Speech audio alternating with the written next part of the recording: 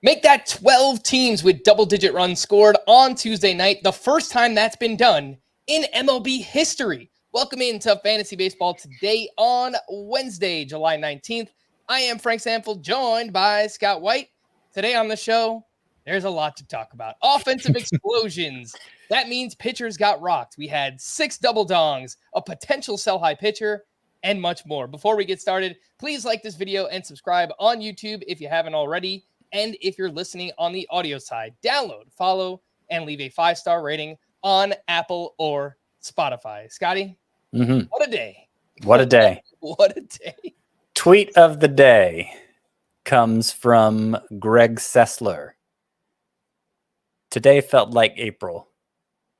That's what he said. And it's so true. It's so true. All the good pitchers, theoretically good pitchers anyway, getting smacked around.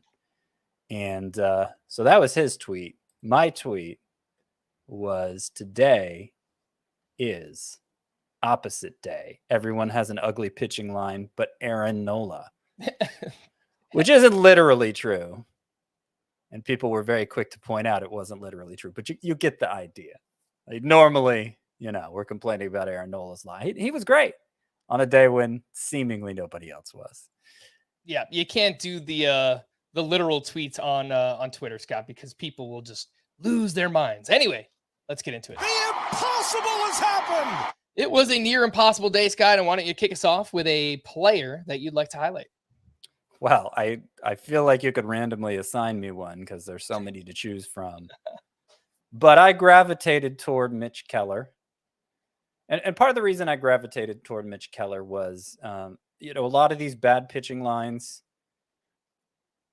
we're going to talk about them all, I'm sure. I don't know how much we're going to have to say about them because they just seem like isolated incidents and there isn't much under the hood there to dig into. You could argue that maybe there was a lot of regression hitting some overachieving pitchers all at once. It's a little too convenient of an argument, I would say, that would all happen on the same day. But that is an argument you can make for some. But Keller, the reason I want to talk about him is because there have been some kind of concerning signs for a while now with him. And so the fact he gave up 8 runs on 10 hits to the Guardians is a little worrisome. He struck out just 1. Lasted 6 innings. It's worth noting. To his credit, he lasted 6 innings, and it didn't look like he was going to at first because 5 of those 8 runs came in the first inning. He managed to gut through and make it 6 innings, and so his points league total wasn't as bad as it could have been. But he struck out only 1 in those 6 innings, had 5 swinging strikes on 102 pitches, and that's the real concerning part for me because in 7 starts leading up to this performance, he managed a 3.40 ERA, so it was hard to panic about Mitch Keller. But in 7 starts prior to this one, where he had only 5 swinging strikes, his swinging strike rate was 6%, and it hadn't been good all year. Even when he got off to that great start, where he was getting a lot of strikeouts, it's not like the swinging strikes were great. So I don't know it's not as big a part of Mitch Keller's game. It's not as essential to his success as it is for maybe a lot of other pitches. But 6% is really low. And obviously it just got lower with this start. During that stretch, his velocity has been down a little, like about 1 mile per hour some of the time. It wasn't even that far down in this start. So I don't know if there's anything to make of that. I think, and also like in terms of giving up, quality of contact again, Mitch Keller, average exit velocity against him in this one, 86.6 miles per hour. I mean, normally you'd take that. You'd tell me nothing else about a pitcher start other than average exit velocity against him was 86.6 miles per hour. Like that's fine. That's good. Is that a little bit misleading though, Scott? Because he did give up 10 hard hits in this game. Yeah, I mean, right. That's additional context, but I'm saying just if average exit velocity, all is it's 86.6 miles per hour. That's a positive for Mitch Keller in this start. And that's part of the reason why he's managed to succeed overall, despite this drop in swinging strikes. So I think what's going on with Mitch Keller, the velocity makes me wonder if there's something health-wise going on. That's a separate issue. More likely, it's just that he's become one of these pitchers like Joe Musgrove, like you, Darvish, who has such a wide variety of pitches that it's hard for him to find the right mix on a given day. And like I feel like he needs that because the pure stuff isn't good enough for him to do without that element of surprise. But it does add some volatility to the equation here for Mitch Keller. So I'm a little concerned, bottom line, about him. More concerned than some of the other pitchers who struggled today. But I'm not panicking either. I'm not automatically benching him next time out either. I hope this is a wake-up call for him and he really gets to the bottom of what's been going on recently with the lack of swings and misses because of it.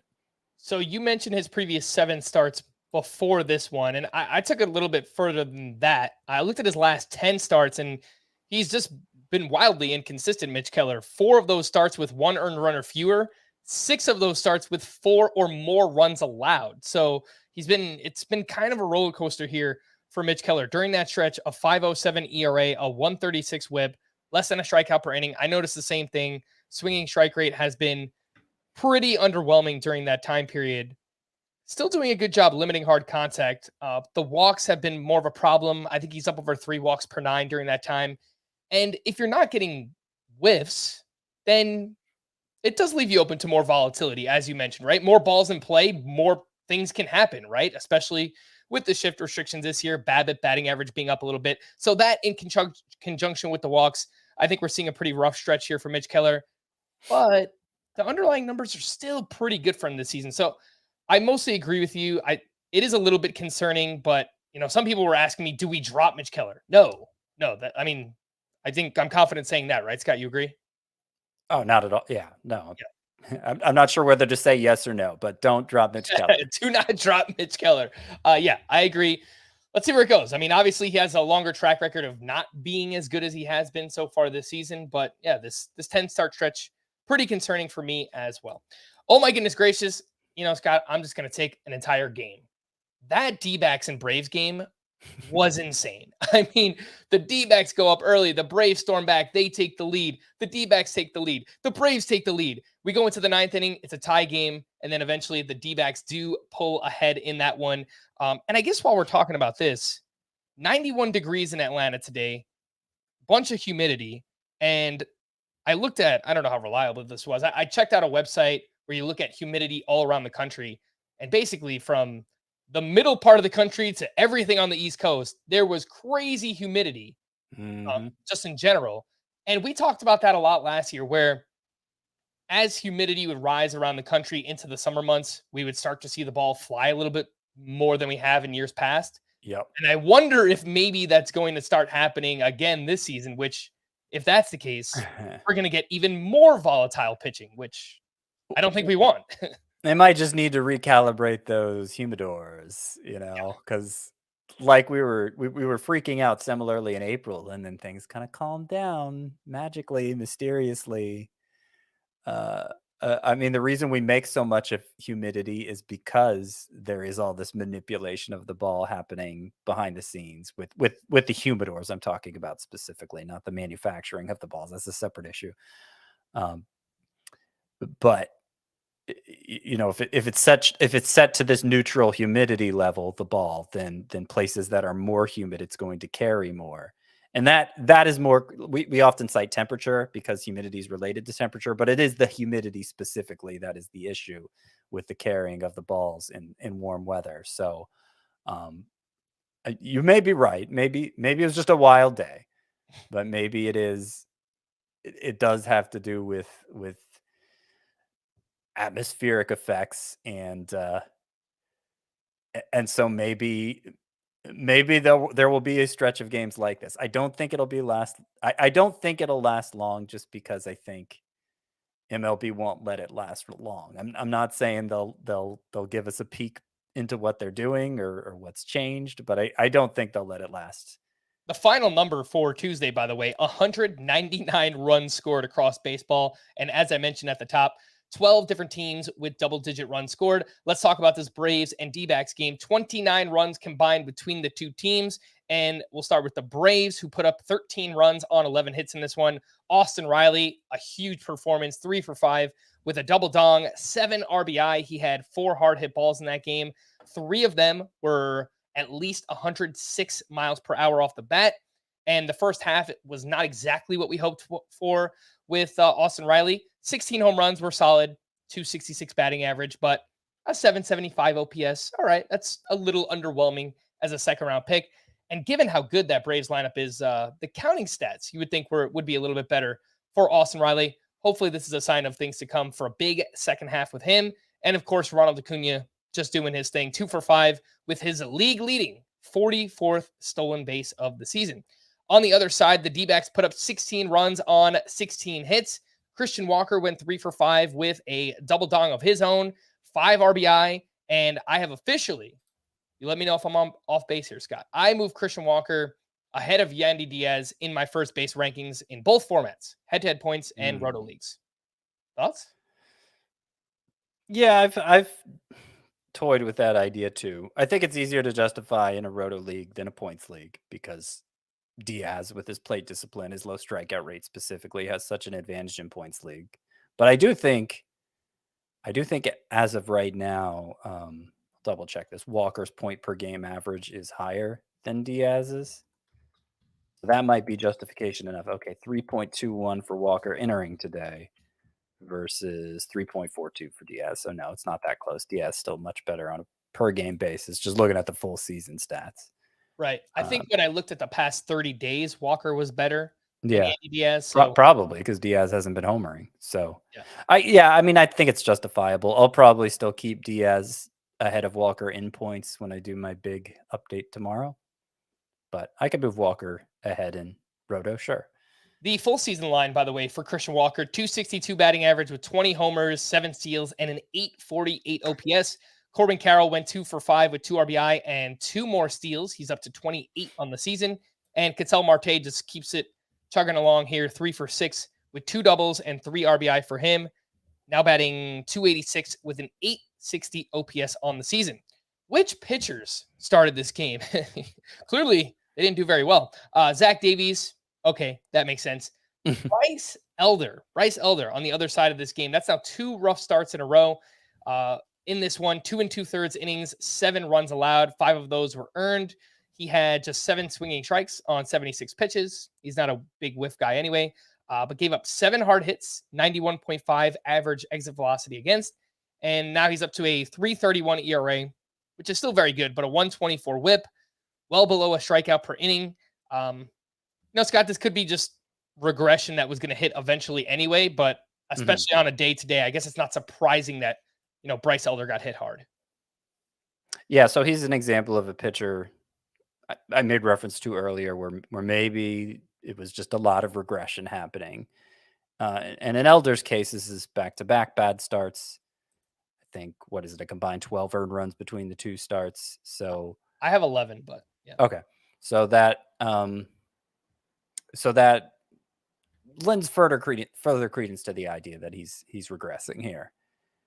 And I do think you have to acknowledge that as a possibility. Obviously, he has been we have been surprised how good he is based on some of his underlying numbers, and it's happened for so long, dating back to last September, that it was just a couple weeks ago I was saying, yeah, I think I'm kind of done doubting Bryce Elder. He's just a weird case, and we should just enjoy what he provides. I'm not abandoning that stance necessarily. I'm just acknowledging I don't know everything, and the reasons for concern are obvious. They're for the most part what we've been saying about Bryce Elder all along. 3.31 ERA still, as you pointed out, even coming off the bad starts. And if that's the baseline for him, a low 3s ERA, okay. If that's what he regresses to and he kind of holds steady from here, that's fine. That's good. That's basically what I was counting on. I'll also point out that there was a 2-start stretch earlier this year where he allowed a combined 9 earned runs and obviously bounced back from that. So I don't want to panic over what Elder's doing now. But we still don't. There are reasons for concern, but I'm not ready to panic either. Yeah, we don't have this extensive track record with Bryce Elder. You were right, by the way. It is 12 earned runs over the last 2 starts for Elder. And just looking at his game log, he has exactly 4 walks in 2 of his last 4 starts as well. I'll tell you right now, given the lack of whiffs that he gets, if he is walking that many batters, it's just going to make it that much tougher too. So let's see where the control goes. But, I think that feels like a given here for Bryce Elder. Speaking of all these runs being scored, the Braves and D-backs were not the only ones. The Cubs put up 17 runs on 20 hits. Lots of humidity in that game as well. Seiya Suzuki went 4 for 6 with his 8th home run, 2 runs, and 3 RBI. He had a single that was 114.6 exit velocity. Definitely helps going up against Patrick Corbin, of course. Scott, we haven't talked about this guy, I don't think at all, but I kind of wish the Cubs would give Miguel Amaya more of a chance to play. I know they have Yan Gomes, the veteran catcher there, and Miguel Amaya is a catcher as well, but he went 2 for 5 with 3 RBI in this game. It's a small sample. He's hitting 284 with an 828 OPS. StatCast loves this guy. 291 XBA, 537 X slug. I don't know that there's anything actionable yet. I have him in an NL only league just because anybody who has a pulse you have in those types of leagues. But if Miguel Amaya gets more playing time after the trade deadline or second half, I could actually see him making an impact. Yeah, no, I could too. He has been good in limited times, gotten some starts at DH, and used to be regarded as one of the better catching prospects. So somebody to keep an eye on if a spot opens up. Even in 2-catcher leagues now, I mean, it's worth keeping an eye on. For sure. Patrick Wisdom went 2 for 4 with his 17th home run. He now has 3 home runs in his last 4 games. And we know that Patrick Wisdom is one of these crazy streaky players. I'm not saying it's happening, but it might. So let's see where Patrick Wisdom goes from here. All of the double dongs, we already mentioned a couple of them here. 6 different players with multiple home runs on Tuesday night. Christian Walker and Austin Riley were 2 of those names. Josh Naylor, another big game here, 2 for 5 with 2 more home runs. He's now batting .311 with 15 homers, 75 RBI on the season, and 875 OPS. You mentioned, Scott, that you were going to move him inside of your top 10 outfielders, and I did exactly that on Tuesday in both formats, roto and head-to-head points for Josh Naylor. Francisco Alvarez went 2 for 3 with also a double dong. He had 2 walks in that game. He is up to 19 home runs, Scott. 19 for Francisco Alvarez. That leads the catcher position in 238 plate appearances. Sean Murphy is second with 17 home runs at 285 plate appearances. That's nearly 50 more plate appearances, and Francisco Alvarez leads the position with 19 home runs. Yeah. I mean, that's what, if you project that over full season of plate appearances, 45 homer power. That's I don't think it's a fluke. I think this is what he was billed as being. What is he, 22 now? So still very early in his career and generating this kind of power. This is why he was such a highly regarded prospect for so long. And yeah, must start catcher, must start high-end catcher. By the way, Josh Naylor, those 75 RBI, 4th most in the majors. On the Guardians, too. Isn't that so interesting? Wow. Yeah, it really is. Yeah.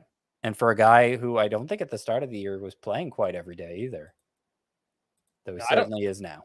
I don't think he was playing against lefties, but man, awesome season for Josh Naylor there. Alvarez, by the way, 21 years old, Scott, doesn't turn 22 until November. So just makes it even that more impressive. Last stat on him, 292 ISO. That is 10th best among all hitters with at least 230 plate appearances this season. So it's not just Alvarez is a good power hitter for being a catcher. He's just a legitimate good power hitter. Let's stick with the double dongs here. Wilmer Flores hit 2 more for him, and he's having he's hot to start the second half. I don't think that there's much upside there with a Wilmer Flores. We kind of know who he is at this point. And Spencer Torkelson, 3 for 5, 5 RBI rather, now up to 14 home runs. One of those homers, 109.7 exit velocity, 430 feet. And he was one of my sleeper picks for the second half. Just 66% rostered, and so far so good. Looks pretty good. Yeah. So last 16 games now for Spencer Torkelson. He's batting .297 with 6 home runs. His strikeout rate during that stretch, I think, is around 23%. So certainly good enough. And maybe it's happening. It's been a long time coming.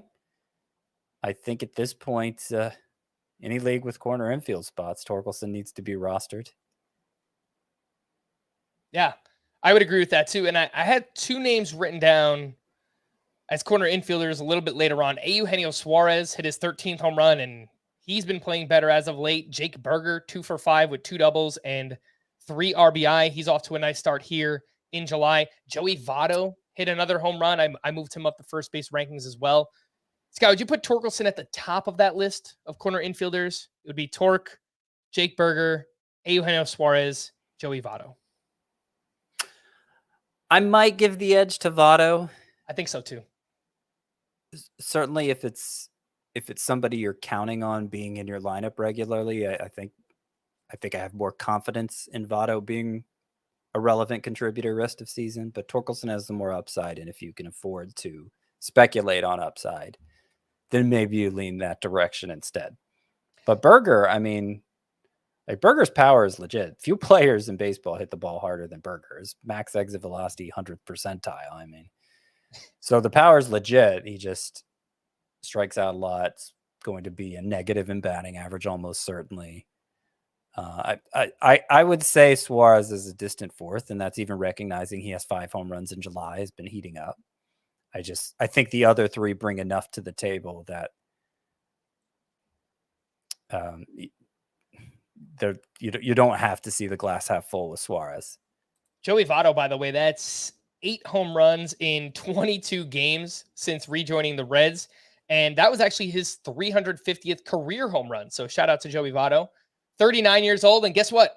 He still bangs. Let's take our first break here. And when we return, we will talk about some waiver wire pitchers. I got some hitters, a potential sell high. Nathan Eovaldi, I don't know. We'll talk about that right after this. They say patience is a virtue. But for some things, we can't wait.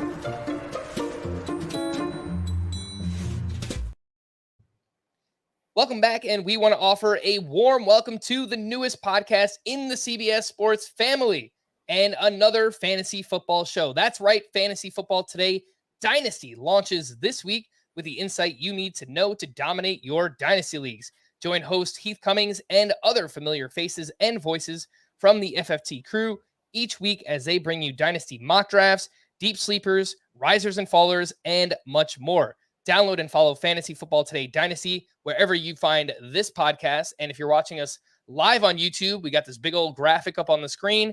You can scan that QR code that will take you right to the podcast feed. And speaking of the podcast feed, if you're listening to Fantasy Baseball Today right now, you might have noticed, what is a football podcast doing in our feed? Well, that's what we're trying to do. We're trying to spread the love here and get more eyes and ears on Fantasy Football Today Dynasty. Shout out to Heath Cummings and the crew. Those guys do a great job. Let's get into some waiver wire pitchers here, Scott. And Edward Cabrera was solid in his return to the Marlins. He was at the Cardinals, 5 innings of 1-run ball with 6 strikeouts, 8 swinging strikes on 74 pitches.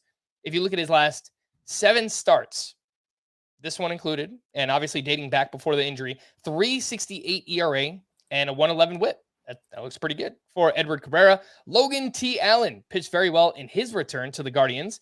He was at the Pirates, 5 shutout innings, 1 hit, 1 walk with 8 strikeouts in that one. And I don't know that there's much to take away from this one because the Yankees are terrible. I don't know why I'm wearing this hat. I know you hate this hat. Spoken Scott, like a true Yankees fan. YouTube agrees with you, by the way. I read the comments last week. People hated this hat. So, I mean, I'm a man of the people. What can I say? I guess so. And you know what? I'm just going to keep wearing it. Contrarian Frank. Let's go with the old clip art hat. Patrick Sandoval, strong start up against the Yankees. 7 1/3 innings, 1 run allowed, 7 strikeouts there. Scott, any interest in this group? Sandoval, Logan Allen, and Edward Cabrera. Not a ton. I mean, Cabrera is the most interesting because of the upside he has with 3 pitches having better than a 35% whiff rate. That is a rare quality. Of course, control is an issue. It has been better during that stretch you were talking about, and in this start, how many walks did he have in this first start back from the IL? 3 and 5 innings. Ugh. Yeah, not great. So it's still an issue, but like you got to like the upside there. I'm not saying Sandoval and Allen are devoid of upside, but we've seen a lot more of their downsides recently. Even in this one, for giving up only one hit, Logan Allen average exit velocity was 94.1 miles per hour. Yeah, And that's a lot. And his fastball was down a mile per hour and a half too. So I'm kind of surprised he had so much success. It was the Pirates he was facing, but not everybody one hits the Pirates with their fastball down 1.5 miles per hour. So I don't know what was going on there, but I'm not ready to give Logan Allen a full-throated endorsement based on this performance. The most added starting. And let me add real quick. I mean, as good as Sandoval was in this one, Right. His previous, just to give you an idea how bad he's been. Previous 6 starts, he had 1 quality start while turning in a 6.23 ERA and 181 WHIP. That's bad. Yeah. Wow, he had 17 swinging strikes in this start. I didn't get a chance to really dive into it because there was just so much stuff going on, but 17 swinging strikes on 99 pitches. Look, you laid out the numbers. Sandoval's been really bad, but let's see where it goes. Obviously, these whiffs were pretty impressive here, and he's at the Tigers next week. So, if you're looking for a streamer, it might make some sense. I wouldn't be willing to do that, but well, we'll see when I actually put together the top 10 sleeper pitchers because it's hard to come up with 10 sleeper pitchers. Maybe he'll force his way on there, right? Despite my objections to my own list.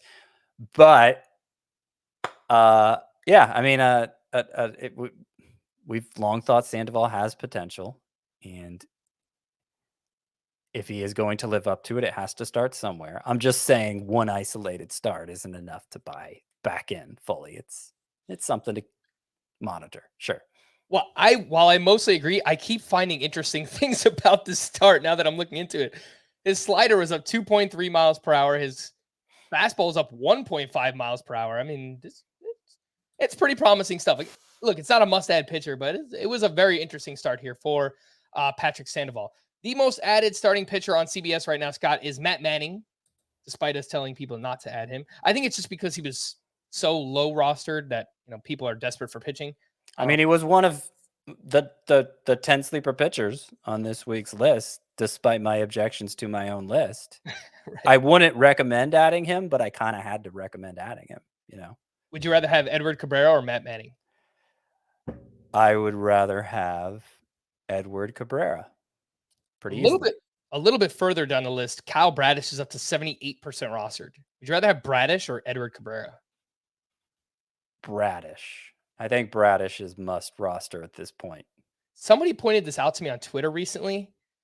If you sort by Stuff Plus, which is a metric Eno Saris provides to Fangraphs.com, from June 1st on, Kyle Bradish apparently ranks number 1 among qualified starting pitchers in Stuff Plus, which is obviously pretty impressive. So, yeah, I've long, even coming into the year, I knew that Eno Saris's Stuff Plus formula liked him, which was part of the reason. I don't really understand Stuff Plus. Sorry, I kind of started a sentence before finishing the previous sentence, which I often do. I don't really understand Stuff Plus, so it's not a metric I cite very often because I just like to know what I'm citing, obviously. Right. But I did know that Eno Saris's formula liked Bradish, and that's part of the reason I've been cautiously optimistic with him basically all year. Well, Scott, I just Googled what is Stuff Plus so we can figure this out together.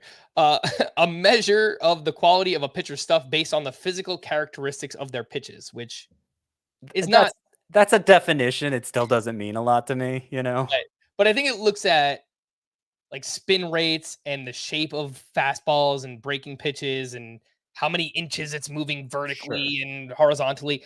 It's obviously a loaded question and a loaded definition, but and just in case anyone else out there was also wondering, we're obviously not going to be privy to how it's calculated exactly.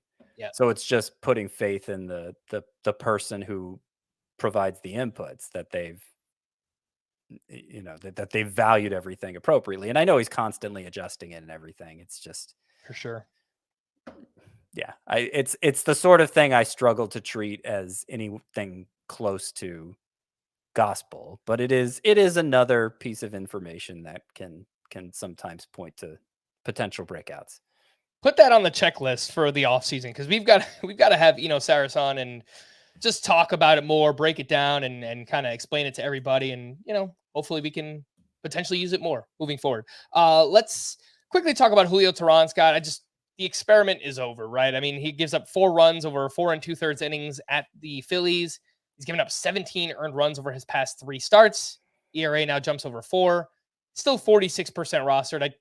I feel like we could probably just drop Julio Teheran. Yeah, agreed. Fair enough. I had him in a 15-team league, and I dropped him recently, so that's about as deep as it goes. So yeah, you could go ahead and drop Julio Teheran. Some waiver wire hitters, and man, 30 minutes in, Scott. We're only talking about it now, but Christian Encarnacion Strand, of course, his first career hit would be a home run, and not just any home run, a pinch hit 3-run homer, which at the time was a go-ahead home run. So it's just more Cincinnati Reds magic this season. They wound up losing the game, unfortunately, but upper decker. Yes, 426 feet. Yeah, 105.8 exit velocity, 426 feet. Wanted to mention here at the top of waiver wire hitters because he's still just 75% rostered, and maybe some questions about the playing time, but I feel like that needs to be closer to 100%. Yeah, I mean, it was a pinch hit home run because he wasn't in the lineup, right? His second day in the majors, Encarnacion Strand wasn't in the lineup, which is something we've talked about could be an issue given the log jam there for the Reds. The pinch hit appearance did come very early in the game. Unfortunately, it was for another player we like a lot, Jake Fraley, who also homered in his only at bat before Encarnacion Strand came in and pinch hit. So Encarnacion Strand did end up getting 3 at bats in the game he didn't start, and went 2 for 3 and played third base after he entered, by the way, which is interesting. I wasn't sure if he'd appear there at all in the majors. Turns out the first time he plays the field, it's at third base. So, I'd rather see him appear at first base. I want to see him become eligible there, but it is noteworthy that the Reds are at least willing to stomach his defense there for the time being. It's another opportunity to get Encarnacion Strand in the lineup. So I can understand why he's not 100% rostered. There are a lot of shallow leagues in there where a guy with questionable playing time who's completely unproven, you just may not be able to make room for him. But I remain optimistic about Encarnacion Strand during his rookie season, and hopeful that his performance will earn him something close to everyday at bats. I know there's a lot of shallow leagues out there, Scott. I just have to imagine there has to be a team in every shallow league that has a dead roster spot where they can just afford to take a shot on the upside, right? So yeah, probably. But but they're probably like asleep at the wheel at this point. You might be right about that. Waiver wire outfielders. I've got 4 names written down here that are all between 34. What am I saying? Between 34% and 57% rostered. So could be out there in maybe some 5 outfielder leagues. I don't know. Tommy Pham in his first game back in the Mets lineup, he was dealing with a groin injury. He went 2 for 3 with his 11th stolen base. It's still kind of shocking to me. He's only 34% rostered. Power, speed, great expected numbers, great actual numbers. So that one's kind of shocking. Andrew Benintendi went 2 for 4 with 2 walks, 3 runs, and his 10th stolen base. He is batting .331 since the start of June. James Outman went 2 for 3 with his 10th stolen base, is playing much better so far in the month of July. And Mickey Moniak went 3 for 4 with his 11th home run. And he keeps hitting. .336 batting average, .1014 OPS. He's 42% rostered, batting in the middle of the Angels lineup. Scott, how would you rank that group? Tommy Pham, Andrew Benintendi, James Outman, and Mickey Moniak. It's a really interesting group. There are a lot of strengths and weaknesses for all of these players. So my order may look very different a month from now. But for now, I'm going to say Tommy Pham, because he's the one I trust to play most regularly now that he's back from the groin issue. And he's certainly been producing over the last month or so. So Tommy Pham number 1. I'll go Moniak number 2, but with the understanding he basically never plays against lefties. So you have to, it has to be in the right circumstances that you use him. Easier in a 5 outfielder roto league, for instance, than anything head to head. But he's very productive against righties. High strikeout rate. So, kind of like with Edward Julian, who knows if that'll come back to bite him at some point, but so far it hasn't. Mickey Moniak's numbers remain very strong. So he's number 2. I'll go James Outman number 3. Maybe we see an Outman resurgence here. It's, he looked like a keeper in April, like he was one of the big finds of the 2023 season and crashed hard thereafter. But he does provide, in theory, he does provide power. He does provide speed. We've seen him, performing again here in July. And what really struck me about Outman when I was looking into him, he's now started 22 of the last 23 games for the Dodgers. So even when he was doing great in April, he was sitting against left-handers pretty often. That's not the case anymore. He's a legit everyday player for them. So that's why Outman's 3rd, and then Benintendi's 4th, just because he's super boring. Super boring indeed. I mentioned Benintendi batting .331 since the start of June. That also comes with 5 stolen bases, but he has just one home run on the entire season, even in a pretty good ballpark in Chicago there. So not great for Benintendi, but I think your order makes a lot of sense there with those outfielders. Some names in deeper leagues. Matt Vierling went 2 for 4 with 3 runs scored. And since coming off the IL, 27 games, he's batting .337 with 3 homers and 1 steal. Will Benson went 1 for 4 with his 5th home run. And we know he's been playing a lot better recently, mostly against right-handed pitching. Trent Grisham, 2 for 3 with his 10th homer. And since the start of June, 38 games for Trent Grisham, .266 batting average, 5 homers, 6 steals, 90.3 average exit velocity. It's kind of interesting. So let's say 5 outfielder leagues here, Scott. Grisham, Will Benson, Matt Vierling. How are you ranking those 3? I'll go Benson, Vierling, Grisham. He's been so bad for so long that a 38 game stretch in which he's hitting .266. I'm not sure it's moving the needle with Grisham, but the thing is, these outfielders, all 3 of them, Vierling, Benson, Grisham, they're rostered. Their roster rates are so low that, in that same range, I can pick up Kerry Carpenter, and I'd rather have Kerry Carpenter than all 3. Yeah, I think that's fair. I don't know that there's much upside. I actually was going to say I would put Trent Grisham at the top of this list, but maybe I'm just... Yeah, I could understand that. I mean, if we're just talking deeper leagues and you just want to make sure you get at-bats. Yeah.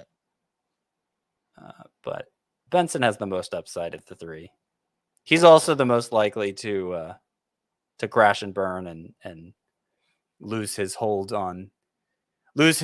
within that, that log jam happening in Cincinnati. But I do think if he doesn't do that, then he's probably going to be pretty good. So let me look this up. Let's look this up together, because I looked at Trent Grisham's splits, and if this is correct, he's much better against left-handed pitching this year. Much better. It's not even... It's 84. It's 98 plate appearances. It's a pretty big deal. .274 batting average against lefties for Trent Grisham. 197 against righties. Wow. That's so weird. I feel like we've seen that from him before. Let me see if the career numbers bear it out. Yeah, for his career, he's better against lefties than righties. Huh. Yeah, you don't see that often, the old lefty reverse splits. But I think if nothing else, that probably means Grisham's going to play every day. I'm just holding on to hope. I feel like at some point this Padres lineup is all going to click together, but I've been saying it all season, and it hasn't really happened yet. So it happened today. That is ruined. Who did it ruin? Who got crushed by the Padres? Somebody Alek Manoah. Oh, that was it. Yeah. Who we will talk about in just a little bit. Let's run through the news and notes. Aaron Boone said that Aaron Judge is, quote, getting close to a return from the IL. when asked whether July 25th against the Mets was a realistic target for Judge to return, Boone did not rule it out. So we shall see. The Blue Jays are hopeful that Kevin Gausman will be able to make a start this weekend in Seattle. He was scratched this past weekend, due to left side discomfort. Brandon Woodruff is beginning a rehab assignment at High A on Saturday. He reportedly felt great after his latest session last Thursday, and it sounds like he could be about a month away, so mid-August for Brandon Woodruff. Clayton Kershaw threw a bullpen session Tuesday and said, quote, all good afterwards, and he's on the IL with shoulder inflammation, and we've also heard August as a potential return date for Clayton Kershaw. Dusty Baker said Tuesday that he's unsure whether Framber Valdez will be ready to make his next scheduled start Friday in Oakland. Valdez left his previous start with a cramp in his left calf. Jordan Romano said he was available to pitch out of the bullpen Tuesday. He's recently dealt with some lower back tightness. I didn't see that if he actually appeared in that game. Probably not, considering the Blue Jays lost 9-1. So, but it's good news on Jordan Romano. Man, almost another double-digit scoring team there. That's true. One away from 13. That would, crazy day. Merrill Kelly will throw another simulated game before potentially rejoining the D-backs rotation next week. He's been on the IL since late June with a blood clot in his calf.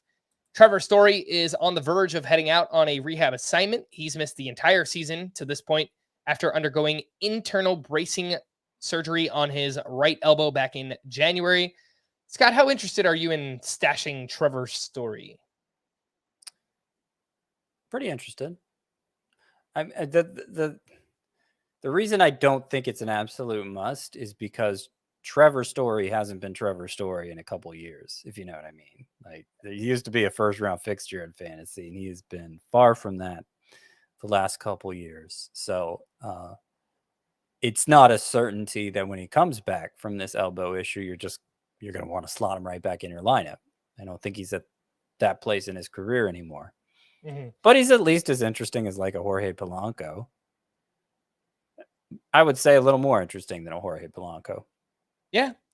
You know, look, he's coming back from a pretty serious procedure too. Same thing that Bryce Harper had. And wait, no, am I making that up, Scott? Did Bryce Harper have the internal brace, or did he have Tommy John? He had Tommy John. Okay. Rhys Hoskins, who obviously has been out all year for a different injury, but he had previously had the surgery that, or at least something like the surgery that Trevor Story just had. And he was pretty good. Hoskins was pretty good last year. So we'll see. Trevor Story, by the way, his first season with the Red Sox last year, in 94 games, he hit .238 with 16 home runs and 13 steals. He is 59% rostered. Liam Hendricks will throw a simulated game Wednesday, and assuming all goes well, Hendricks could be sent out on a rehab assignment very soon. Rafael Devers has now missed 2 straight with right calf tightness. Salvador Perez has missed 2 straight with a left hamstring strain. Christopher Morel was scratched Tuesday due to tightness in his neck. Tommy Edman began a throwing program and fielded grounders Tuesday. He's been out since July 7th with right wrist inflammation. Well, the Cardinals lied to us because they said Tyler O'Neill would be back on Monday, and then they said he'd be back on Tuesday, and now they're saying he's going to be back on Thursday. Liars! They are liars. Hyunjin Ryu is slated to throw at least 80 pitches at AAA in his final rehab start on Friday. He has pitched well in his rehab, but his fastball has been sitting 87 to 88 miles per hour. So that doesn't sound too great for Ryu. And John means business. He threw another bullpen session Tuesday and suffered a muscle strain in his upper back in May, back in late May. Could rejoin the Orioles sometime in August. Scott, who would you rather stash between Ryu or John Means? Definitely Means. We have still not seen, like, we've gotten one start from John Means with the new configuration of Camden Yards with the very deep left field fence. A fly ball pitcher who, because he throws left-handed, is probably going to face lineups stacked with righties. I feel like they mostly changed those fences for John Means. Probably not true, but like he seemed like the single player who stood to benefit most. So I still have high hopes for him when he comes back. All right, let's take our final break, and when we return, we'll talk about all those pitchers that got rocked. I do want to get to Nathan Eovaldi. We'll do that right after this. Come and get it. So much new Beavis. So when are you going to put those needles in? Ow, my back. So much new Butthead. Yeah, baby. Parenthood is cool. I now pronounce you husband and husband. This is the happiest day of my life. So many all new reasons. Hail, dimwit and earthling. To stay on the couch. Let the games begin. An all new season of Beavis and Butthead now streaming exclusively on Paramount Plus. Use promo code Nachos for 1 month free.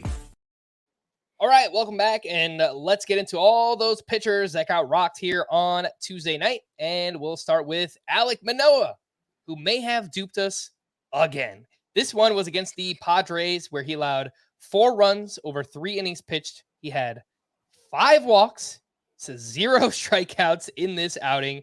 His velocity was down a little bit, half a mile per hour on the fastball and the sinker. It's obvious what the issue is. 5 walks, 0 strikeouts. It's just more of the same, Scott. And, maybe it was just he faced the Tigers in his first start back, and obviously that's a very lowly offense. He had 8 it wasn't his first start of the year against the Tigers, and he was terrible in that other one. So. He had 8 strikeouts to 0 walks. So yeah, obviously he did a better job executing in that start, and this one he did not. Where are you at? What's the latest on Alek Manoah? Yeah, I mean he can't survive with control like this. We already knew that, and the main reason I was so encouraged by that start against the Tigers is he walked no one, as you pointed out. He threw 70% of his pitches for strikes. In this one, not only did he have the 5 walks against the Padres, but he threw just 53% of his pitches for strikes. That's terrible. And so, I mean, I don't know. I doubt they turn around and send him down again, but clearly can't have him in fantasy lineups right now. Is still too much that needs to be sorted out here. And really, you shouldn't have had him in fantasy lineups yet anyway. After just one good start, we wanted to believe the best in Alek Manoah. We were rooting for you. We were all rooting for you. But yeah, a lot to be sorted out still. Was this a 2-start week for Manoah? Yes, it was. So yeah, he might have been in some lineups. Maybe not. Yeah, I probably had him ranked too high myself. Now that I think about him. Yeah, I don't have him rostered anywhere anymore. So I picked him up in the rubber doesn't meet the road for me. I think I started him. He's 58% started on CBS, but another rough one there for Alek Manoah. Lucas Giolito was crushed at the New York Mets. He allowed 8 runs over 3 2/3 innings, 5 walks in this one, 3 homers allowed, gave up a lot of hard contact. Velocity was down a little bit on the fastball and the slider in this start as well. But in his previous 7 starts, Scott, Lucas Giolito had a 2.45 ERA, a .95 WHIP, over a strikeout per inning. So this kind of just feels like an isolated incident for Giolito. Yeah, this is one of those that I take little away from. You could make the argument it was regression hitting because, maybe he was overachieving. His underlying numbers look a lot more like they did last year when he was terrible than the rest of his career. He hasn't gotten back to his pre-2022 strikeout rate or even swinging strike rate. Neither are bad in a vacuum, but they're not nearly as good as they used to be still. So, maybe what he was doing prior to the start was kind of fluky, but he's obviously not this bad either. Tarik Skubal was crushed by the Royals. 4 innings pitched, 7 runs allowed in this one. Did give up some hard contact. Something that stood out to me, Scott, the fastball velocity in Skubal's 3 starts, 96.7 in his first one, 95.7 in his second, and then 95.2 in this one. Maybe he was just super amped up for his first start, and that's the explanation there. Overall, I'm not overly worried about this. He looked really good in his first 2 starts. Yeah, I don't know if worry's the word to use, but it's sort of like with Alek Manoah. There's much to be sorted out still. He has yet to go even 5 innings since coming back from this elbow flexor surgery. He didn't do it in a minor league rehab assignment. He has yet to do it in his 3 starts back in the majors. So will that velocity hold? We were putting a lot of our optimism in the idea that, wow, his fastball's up 2 miles per hour. For what it's worth, he averaged 94.1 on it last year. So even in this third start where it dropped a little bit, it's still up 1 from last year. So, he hasn't regressed all the way to last year with the fastball velocity, but he still hasn't gone 5 innings yet. So we'll see. I'm not dropping him based on this performance, but I'm obviously disappointed. I'm not mad at you, Tarek Skubal, but I'm disappointed. Yeah, I think that is a good way to put it there. Next up, we had Tyler Wells, who was hit hard by the Dodgers. 2 innings pitched, 5 runs allowed, gave up 1 homer in this start. Did give up some hard contact, but this is another one, Scott. I guess I'm just kind of giving him a pass. Tyler Wells hadn't allowed more than 2 earned runs in a start since May 24th. Yeah, I feel like he was probably due. Yeah, and he's somebody who I think Chris Towers feels very strongly that that Tyler Wells is overachieving. But the way he's overachieving is home runs. Like, he gives up so many fly balls. His home run rate is high. He gave up only 1 at this start, so the home runs weren't the issue. I feel like if Tyler Wells is going to go sour, it's because of the long ball, and that's not what we saw here. So I don't see it as a regression to the mean kind of start for him, and I remain fairly optimistic, more optimistic than Chris certainly, about Wells's second half chances. With one caveat. I did talk yesterday about how I wrote about 15 pitchers who could be coming up on an innings issues, and Tyler Wells is on that list. He only threw 106 innings last year, and now he's over that this year. His career high is less than 120, 119 and a third. So, he's going to be coming up on his career high soon. Doesn't mean the Orioles are going to shut him down. They'll probably want him to go 150, 160 innings. But they might want to reserve some of those innings for the playoffs since they seem destined for it. And so maybe they pull back on Wells a little down the stretch. So I think that's the biggest concern of all for him moving forward. And speaking of that list of pitchers who are coming up on innings concerns, Hunter Brown, he has kind of faltered recently. This start, he was in Coors Field, so, you kind of give him the benefit of the doubt, but 5 1/3 innings, 4 runs allowed, 7 strikeouts with 14 swinging strikes. Some of the underlying numbers still pretty good here for Hunter Brown. The fastball was down 1.1 miles per hour in the start, his first time averaging less than 95 miles per hour in a single start this season. So I thought that was kind of interesting. And over Hunter Brown's last 5 starts, he has a 7.13 ERA and a 171 whip.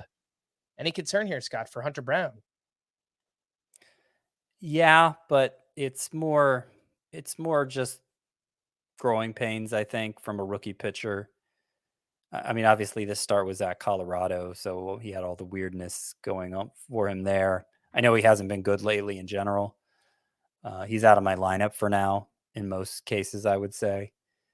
He does have a little more cushion innings-wise than Wells does. My concerns for him aren't as great, but they're there. And, it's not just, when we talk about innings concerns, it's not just, okay, the team's going to have to slow down his accumulation of innings. Obviously, that's the main thing. But also, even if they don't, when a pitcher enters unfamiliar territory with innings, his performance could suffer. We saw that with Shane McClanahan late last year, and he's certainly not the first case of it.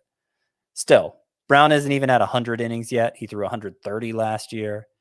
So it does seem like that's not the issue he's having right now. On yesterday's podcast, Scott, I told you that I need you around on this podcast because you keep me grounded. Sometimes I overreact. I say some crazy stuff and you say, let's tame it down a little bit. So you tell me if I'm off base here, but I am officially very worried about Nathan Eovaldi. He had a scoreless outing in this one against Tampa Bay. You're thinking, wow, I mean, he just had a good start. How can you be worried? 6 shutout innings, 2 hits, 3 walks, 2 strikeouts. Velocity way down again. His fastball was down 2.4 miles per hour compared to what he's been averaging so far this season. His first 14 starts, Eovaldi averaged 95.8 miles per hour on his fastball. his last 4 starts, not counting Tuesday, he averaged 94.6. So again, last 4 before this one, it was already down 1.2 miles per hour. And then this start, it was down even more. 93.1 is what Eovaldi averaged in this start on his fastball. He has an extensive injury history. The strikeouts have gone away during this recent stretch. The walks have been up as well. I'm officially very scared, Scott. And I'm not just going to sell for anything. I think you need to get adequate value in return. But after this start, I am going to every fantasy manager in my league who needs pitching, and I am offering Nathan Eovaldi for what I think is fair value to try and cash in while I can.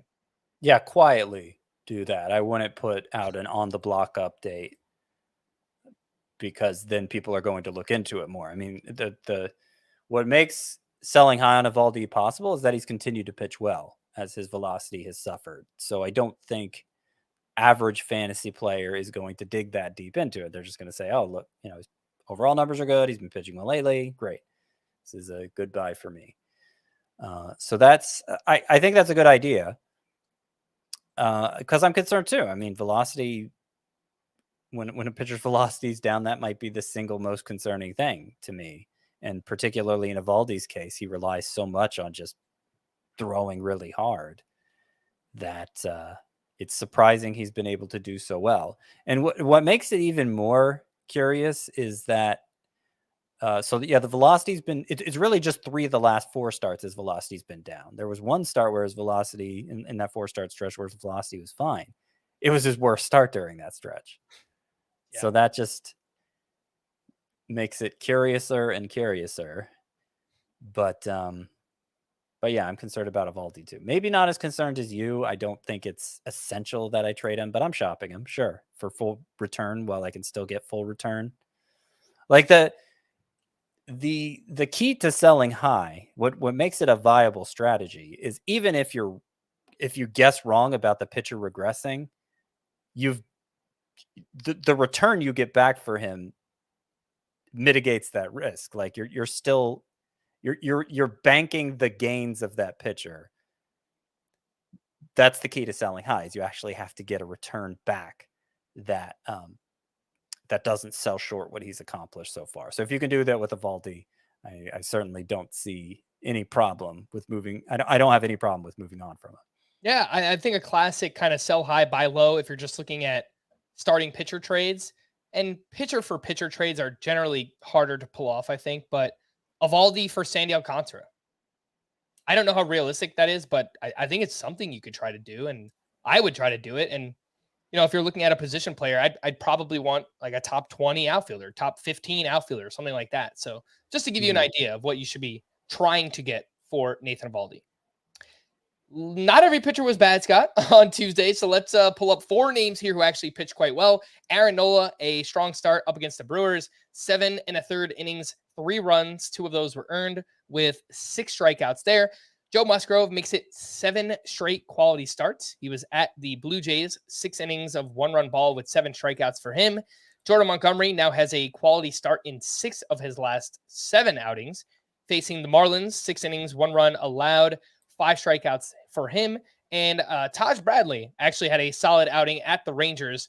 5 innings, 2 runs, 9 strikeouts with 14 swinging strikes in that one.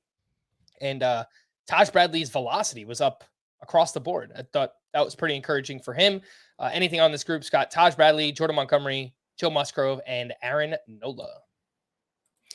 I mean, I noticed the same thing about Bradley. Certainly, if it continues, it'll be a reason to get excited.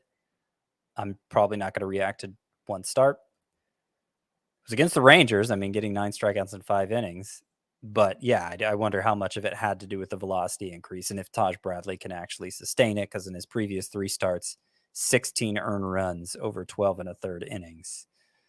Otherwise, I mean, yeah, I've remained optimistic about Nola's chances of riding the ship. Musgrove's been as solid as can be, and Montgomery has been good lately, at least. So, not much more to add there. The overall ERA for Montgomery down to 3.14 now on the season. The whip is still a little bit high, and I think he's probably a prime trade candidate for the Cardinals at the deadline. Who it sounds like they're going to be sellers. Would make some sense to cash in there on Jordan Montgomery. A few bullpen updates for the Phillies. Craig Kimbrell struck out 1 for his 16th save. For the Marlins, AJ Puck entered in the bottom of the 10th inning with the Manfred man on second base. He would eventually give up a walk-off home run to Nolan Arenado. And Scott, do you think that we are getting close to the Marlins maybe moving away from AJ Puck and high leverage and maybe giving an opportunity to Tanner Scott, who has pitched very well this season? I mean, it was a terrible closer for them last year. Skip Schumacher wasn't there, so he wasn't scarred by the experience, and maybe can view Tanner Scott's closing prospects with a fresh perspective. Yeah, maybe. I mean, look, even in deeper roto leagues, the sort where you're going to have to fight tooth and nail for every emergent closer on the waiver wire, Tanner Scott's numbers are good enough that he's probably worth rostering regardless of whether or not he's getting saves. And if they do make a switch, that's a battle you don't end up having to have because you've already got him stashed away. So it's a good idea to pick him up in those leagues. Sure. In my most important league, NFBC main event, I have AJ Puck, and a couple of weeks ago we picked up Tanner Scott, and we've just been holding on for this exact reason. I noticed, AJ Puck has been a little bit more shaky recently. Speaking of shaky, for the Atlanta Braves, Raisel Iglesias got the 9th inning with the game tied. He gave up 3 runs. 2 of those were earned, took his 4th loss of the year. For the Diamondbacks, Kevin Ginkel struck out the side for his first save of the season. You might be wondering, where's Scott McGough? He was used on Saturday and Sunday, and he was pretty bad in both of those outings. Mm-hmm. Same question, Scott. Do you think maybe the D-backs give Kevin Ginkel a shot? I mean, they haven't been afraid to hop from pitcher to pitcher based on how they're performing in the moment. Yeah, McGuff's kind of blowing it here. The overall numbers are still very strong for him, but Kevin Ginkel's been pretty awesome too. I mean, his ERA is down to 2.21, his WHIP's down to 0.95. Even though he struck out the side in this game, the overall strikeout rate is pretty low, much lower than McGuff's. But it wouldn't surprise me if they made a change again. Let's see it actually happen before we move on from McGuff. But you have to be aware of the possibility. For the Rangers, Will Smith pitched a clean 9th inning for his 17th save. Aroldis Chapman pitched on Monday. For the Royals, Scott Barlow entered in the 9th with a 5-run lead, and he gave up 4 runs on 3 hits and 3 walks. And he is up to a 4.89 ERA and a 1.43 WHIP. For the Rockies, they had a 1-run lead. Daniel Bard pitched the 8th inning. Justin Lawrence in the 9th for his 6th save. Justin Lawrence, 21% rostered if you're desperate for saves. For the Oakland A's, Trevor May allowed a hit, but picked up his 7th save. And he is 11% rostered if you are really desperate for saves. And then the Giants, Camilo Doval, they had that suspended game that carried over to Tuesday, and Camilo Doval picked up a save in that game. And then in the night game, a 1-run lead, he comes back out, picks up 2 saves in one day. Camilo Doval is now up to 30 saves on the season, and that is your league leader. Alexis Diaz and Jordan Romano are second with 26. Doval has been lights out. Amazing this season. Let's wrap up with to stream or not to stream, and we will start with Wednesday. And I think yesterday I gave out Aaron Savali, Kenta Maeda, and Christopher Sanchez. Scott, I think you like Dean Kramer. I talked about Dean Kramer. I don't know if, based on what we saw today, if it is a league environment condition right now that makes it favorable for hitters. I don't know if Dean Kramer and his fly ball ways are going to be so optimal against the Dodgers lineup. I hate this segment. I definitely prefer Savali. That's my number 1 choice. I'll just leave it at that. All right. On Thursday, we do have a shorter slate of action, and looking up and down here, JP France at the Oakland A's, that's fine. Michael Lorenzen at the Royals is fine. Not very enthusiastic. Yeah, I had them both among my 10 sleeper pitchers for this week, so I guess I should mention them as one-day streamers as well. All right, we're going to wrap there. Crazy day, and we got through all of it in pretty good time. I would say good job by us, Scott. Little pat on the back there. For Scott, I am Frank. Thanks as always for tuning in to Fantasy Baseball today. Please make sure to follow and leave a 5-star rating on Apple or Spotify. We'll be back again tomorrow. Bye-bye.